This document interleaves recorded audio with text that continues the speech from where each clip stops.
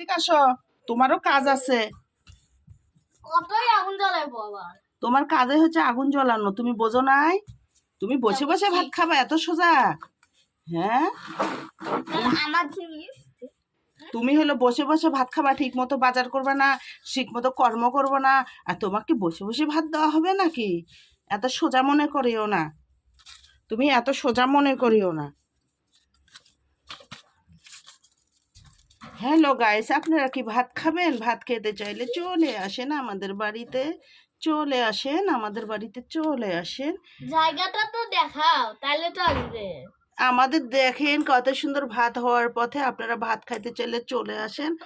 আমাদের খুব সুন্দর জাল জ্বলতেছে, সমস্যা নাই, একটু ধোয়া হইলেও জাল জ্বলে। আজকে মাথার খবর হ্যাঁ,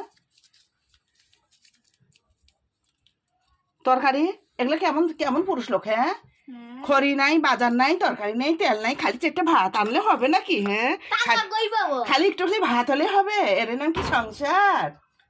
বাজার কোথায়? বাজার সবজি কোথায়? তেল কোথায়? মাছ কোথায়? মাংস কোথায়? শুধু একটু দুইটা পাতিল আর এইটা আর একটা চুলা আর একটা মোমবাতি এনে দিস, আর কিচ্ছু এনে দেয় নাই। শুধু এইটুকু দিয়ে কি সংসার হয়?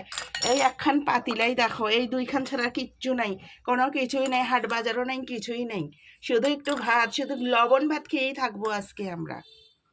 লবণ আছে? লবণও নাই, লবণটাও ধার করতে হবে, বুঝছো?